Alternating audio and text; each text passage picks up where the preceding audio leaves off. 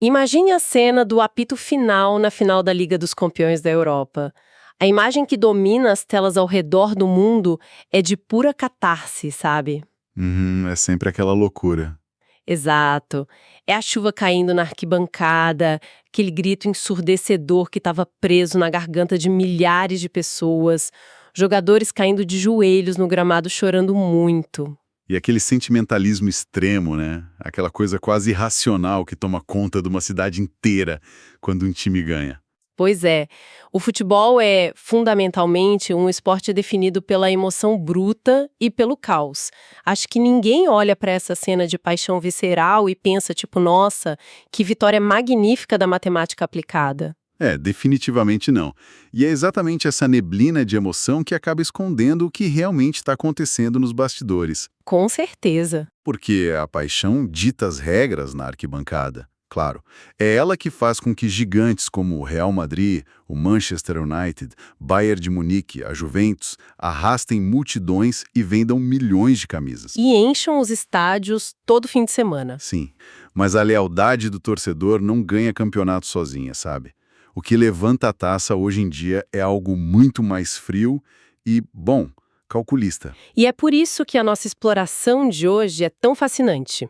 A nossa missão nesta análise detalhada é justamente revelar a verdadeira e francamente surpreendente razão pela qual o Liverpool está dominando o mundo do futebol de uma forma quase assustadora. É um domínio bem fora da curva. Muito fora da curva. Para quem acompanha as notícias esportivas, o cenário é de um domínio absoluto. Eles não apenas conquistaram a Liga dos Campeões no ano passado, que é o torneio mais difícil e prestigiado do planeta, como também impuseram uma liderança absurda de 25 pontos na tabela da Premier League.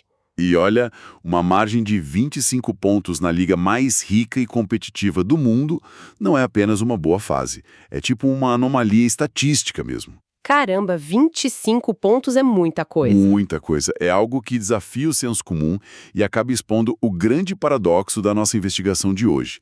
Porque o Liverpool, historicamente, é um gigante, sim, mas não é o único clube com recursos financeiros colossais. Exato, não estamos falando de um conto de fadas de um time pobre que venceu os ricos, né? Nem um pouco. O Barcelona, o Paris Saint-Germain, o próprio Manchester City, todos esses clubes têm orçamentos praticamente infinitos. Eles podem comprar basicamente qualquer jogador, a qualquer momento.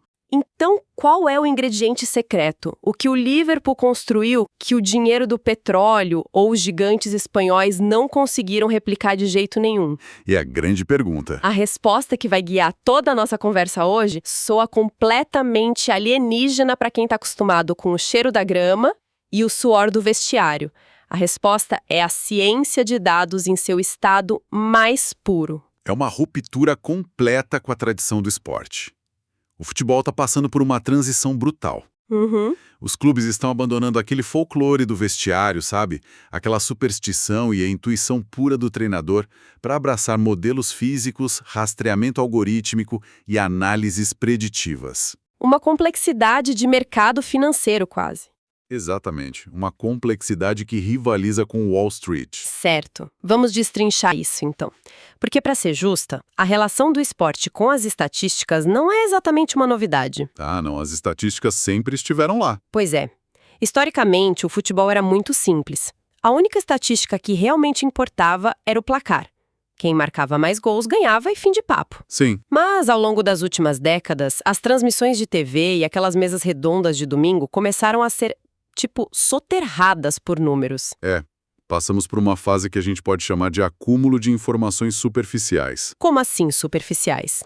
Bom, hoje basta olhar para a tela durante qualquer partida. O espectador é bombardeado com a porcentagem de posse de bola, a quantidade de passes trocados, o número exato de chutes ao gol. Faltas, escanteios, cartões. Exato.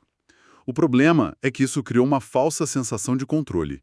A indústria do futebol passou a acreditar que, por ter acesso a planilhas cheias desses números, finalmente havia entendido o jogo. Mas ter a bola não significa saber o que fazer com ela, né? É muito comum a gente ver um time terminar o jogo com 70% de posse de bola e perder de 1-0 num contra-ataque bobo. Acontece o tempo todo. Para quem nos escuta, pensem nisso como a tentativa de avaliar a produtividade de uma daquelas reuniões de escritório intermináveis, sabe? contando apenas quem falou por mais tempo. Nossa, excelente comparação. É tipo, o diretor falou por 45 minutos ininterruptos, então a reunião foi um sucesso absoluto. Não, se ele falou por 45 minutos repetindo as mesmas obviedades e nenhuma decisão boa foi tomada, a reunião foi um fracasso total. O tempo de fala não indica qualidade. Exatamente. E no futebol, a posse de bola trocada lateralmente ali entre os zagueiros não indica domínio real da partida. A analogia é perfeita porque ilustra bem o abismo que existe entre dados brutos e inteligência acionável. Saber que uma equipe chutou 15 vezes ao gol não fornece absolutamente nenhuma explicação real sobre a mecânica tática em campo. Porque, de onde foram esses chutes? Exatamente. Desses 15 chutes, quantos foram de posições ridículas, quase impossíveis de marcar? Quase nada desses dados tradicionais consegue prever, com consistência matemática, qual time vai de fato ganhar o jogo. É só informação sem contexto nenhum. Informação vazia. O que é fascinante aqui é que a maioria dos times de ponta já usa dados. Mas o Liverpool se destaca ao compilar volumes exaustivos de informações para descobrir com precisão matemática não apenas as posições táticas ideais dos jogadores, mas o estilo de jogo perfeito. E aqui é onde a coisa fica realmente interessante, porque as nossas fontes mostram que a equipe responsável por dar sentido a tudo isso lá no Liverpool não é formada por ex-jogadores que penduraram as chuteiras e fizeram um curso de gestão de 3 meses. Passa longe disso. O laboratório de dados de Anfield, que é o estádio do Liverpool, é operado por cientistas que parecem ter sido recrutados de uma agência espacial. Eu fico impressionado. É um choque de culturas absoluto com o mundo do futebol.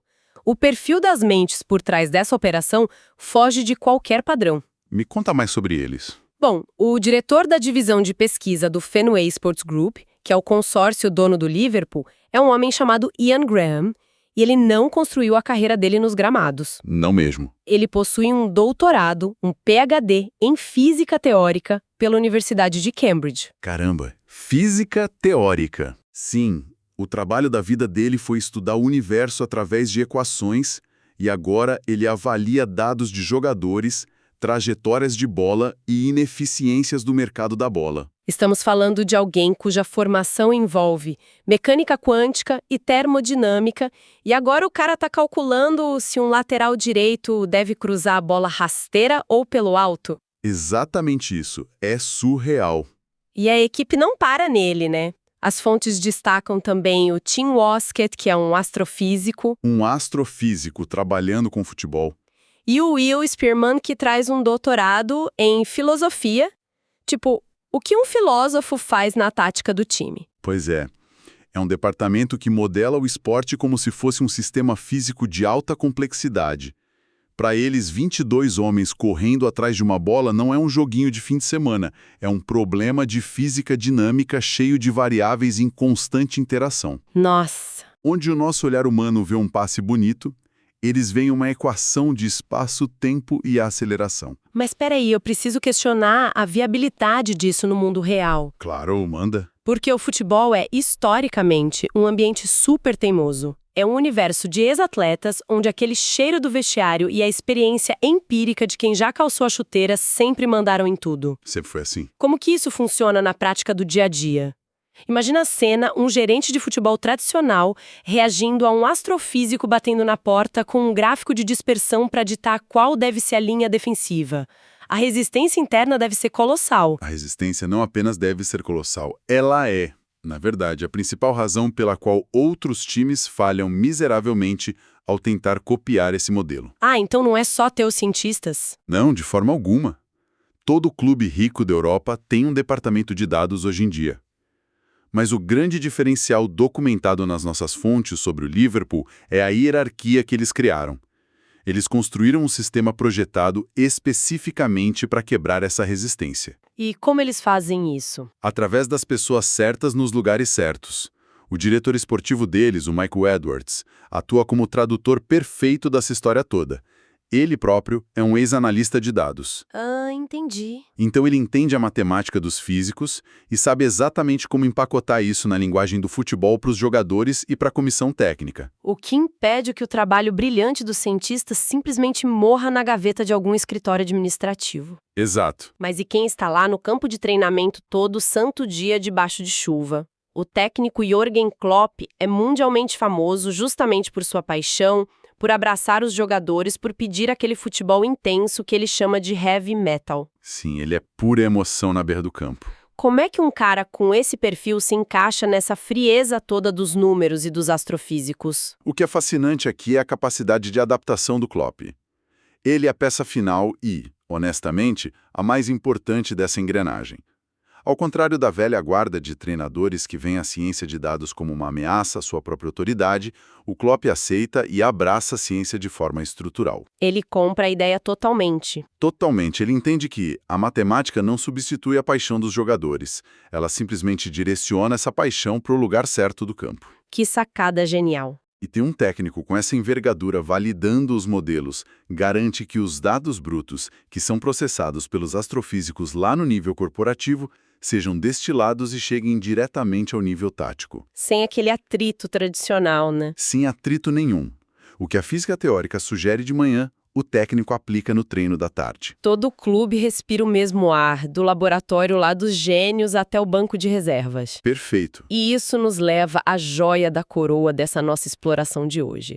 As fontes detalham um conceito bem específico, batizado pela própria equipe do Liverpool como pitch control, ou, traduzindo, controle de campo. O famoso pitch control. Isso parece nome de feitiço tático em videogame. Mas como a gente pode visualizar a mecânica disso funcionando na vida real? Bom, o controle de campo é basicamente a união perfeita entre a tecnologia de captação de dados e a geometria matemática. Geometria no gramado. Isso.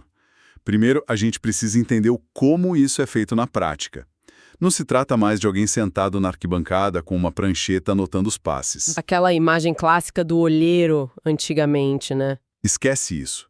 Os estádios modernos hoje possuem câmeras de rastreamento óptico espalhadas pelas coberturas, registrando as coordenadas X e Y de absolutamente todos os 22 jogadores e da bola. Em tempo real. Em tempo real e dezenas de vezes por segundo. Isso gera um oceano de milhões de pontos de dados a cada partida. O que a equipe do Ian Graham e do Will Spearman faz é aplicar modelos matemáticos em cima desses pontos, usando frequentemente o princípio dos diagramas de Voronoi. Opa, diagramas de Voronoi, a gente vai precisar traduzir isso urgente para quem não tem um doutorado em matemática. Claro, claro. É mais simples do que parece. Imagine o campo não como uma grama verde, mas como uma tela em branco. Ok, uma tela em branco. Em cada fração de segundo, o algoritmo calcula quem chegaria primeiro a qualquer metro quadrado do campo. Ele baseia isso na posição atual do jogador, na velocidade em que ele está correndo e para onde o corpo dele está virado naquele exato milissegundo. Ah, então prevê a movimentação? Exato.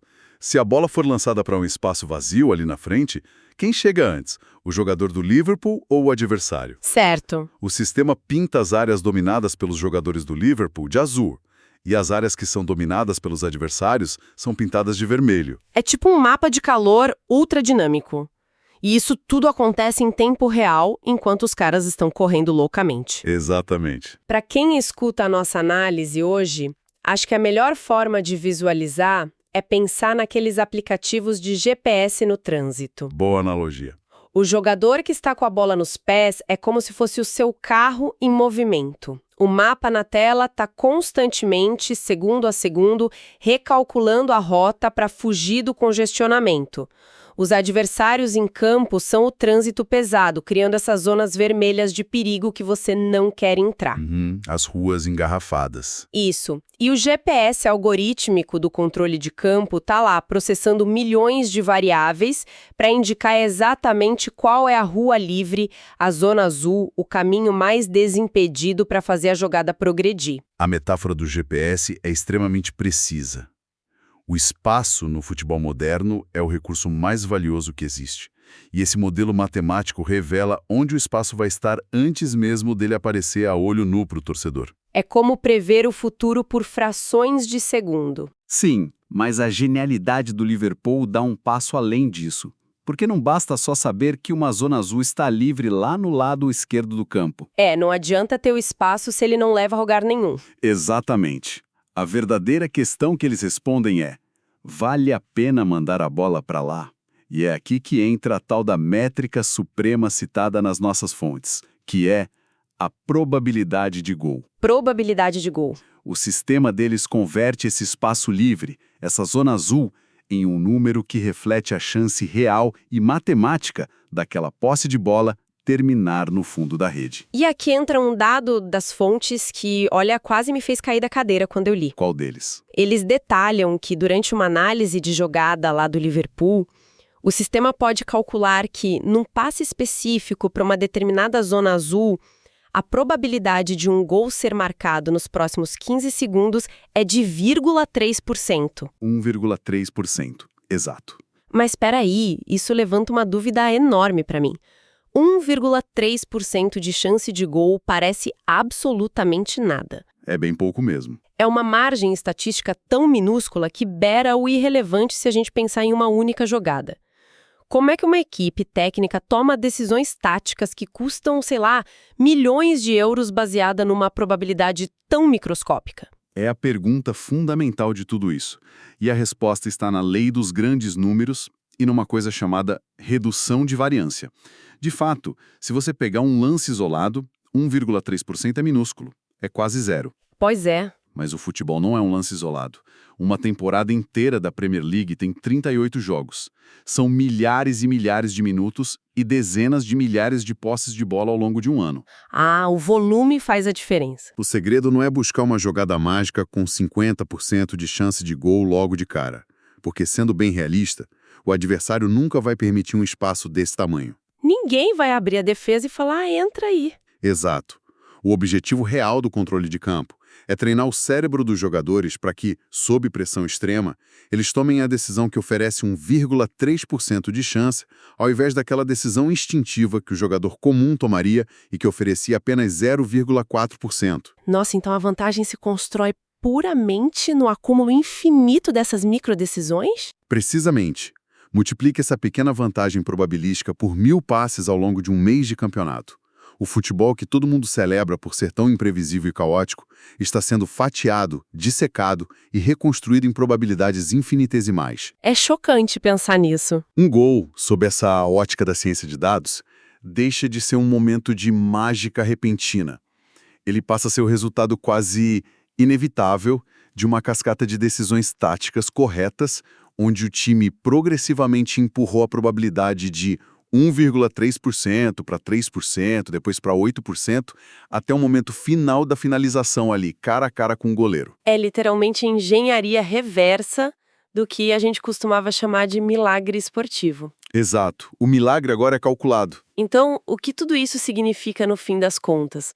Para nossa audiência, mesmo para quem nos escuta e não liga mínima para futebol. Porque essa obsessão do Liverpool com diagramas de Voronoi e controle de espaço deveria importar? Qual é a grande lição que transcende o gramado? Se conectarmos isso a um cenário muito maior, seja no mundo dos negócios corporativos, na tecnologia ou em qualquer ambiente hipercompetitivo da atualidade, a grande lição é sobre como integrar verdadeiramente a inteligência. Inteligência aplicada, de fato. Trata-se de encontrar tendências ocultas, ineficiências no mercado e explorá-las de forma sistêmica melhor do que a sua concorrência. Como a gente já disse, hoje em dia qualquer empresa com dinheiro ou clube de elite pode simplesmente comprar dados. Comprar os dados é a parte fácil. Ter a informação não é mais o diferencial competitivo de ninguém. O abismo que separa o Liverpool dos seus rivais super ricos é puramente cultural. Eles não tratam a ciência de dados como um departamento nerd isolado lá no porão, criando PDFs e relatórios complexos que ninguém lê. Que é o que mais acontece por aí, né? O que mais acontece? O grande diferencial dos Reds, do Liverpool, é ter destruído esses silos de ego e de tradição, permitindo que a ciência realmente dite a prática diária em todas as esferas, do escritório até o gramado. É a diferença brutal entre você ter comprado um dicionário caríssimo e você realmente saber como escrever um romance que vai ganhar prêmios com ele. Perfeita analogia. Todos ali no topo têm os dados à disposição, mas pouquíssimos têm essa filosofia integrada, essa humildade institucional para, agir sobre esses números e mudar velhos hábitos teimosos. E o mais impressionante de tudo isso é que essa revolução já mudou a maneira de jogar futebol de forma totalmente irreversível. Não tem mais volta. O que antes era rotulado de forma pejorativa como coisa de nerds reclusos, sabe?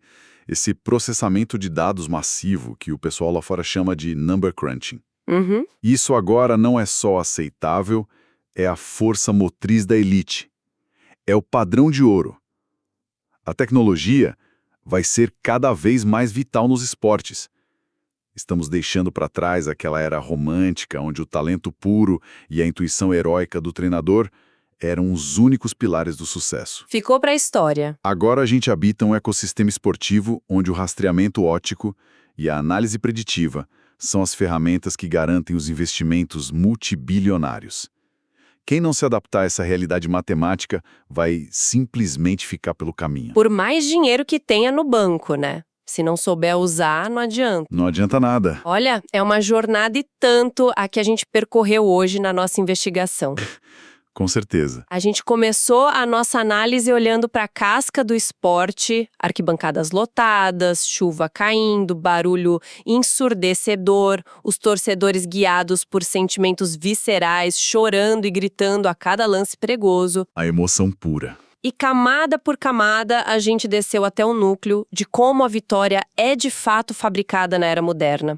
Terminamos a nossa conversa em salas silenciosas, entendendo como astrofísicos e teóricos quantitativos usam coordenadas ópticas para calcular probabilidades de posse de bola com casas decimais. É uma mudança de perspectiva gigantesca. É muito fascinante pensar que aquela vantagem estrondosa de 25 pontos na liderança lá na Inglaterra não é um golpe de sorte cósmica, mas sim o subproduto frio de um sistema projetado para encontrar vantagens microscópicas de 1,3% de chance de gol, repetidas milhares e milhares de vezes. No final das contas, o show no palco principal é dirigido pela matemática mais rigorosa possível lá nos bastidores. E para fechar a nossa exploração de hoje, eu vou deixar uma reflexão final, uma provocação bem interessante para quem nos escuta pensar mais tarde sobre tudo isso. Manda. Pensando nesse futuro inevitável da revolução tecnológica, se a ciência de dados é fundamentalmente baseada em encontrar tendências ocultas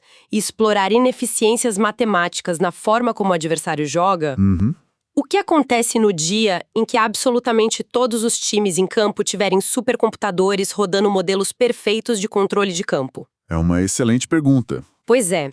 Quando cada jogador estiver perfeitamente posicionado pela inteligência artificial e as probabilidades estatísticas simplesmente anularem umas às outras, será que o jogo vai chegar a um impasse matemático chato? Um empate eterno? Ou será que o pêndulo vai acabar balançando de volta e o futebol voltará a depender de um drible inexplicável, da pura imprevisibilidade humana e daquele caos criativo para finalmente quebrar os algoritmos perfeitos das máquinas? Fica aí o questionamento. Fica a reflexão para todo mundo. Muito obrigada pela companhia na nossa análise de hoje e até a próxima.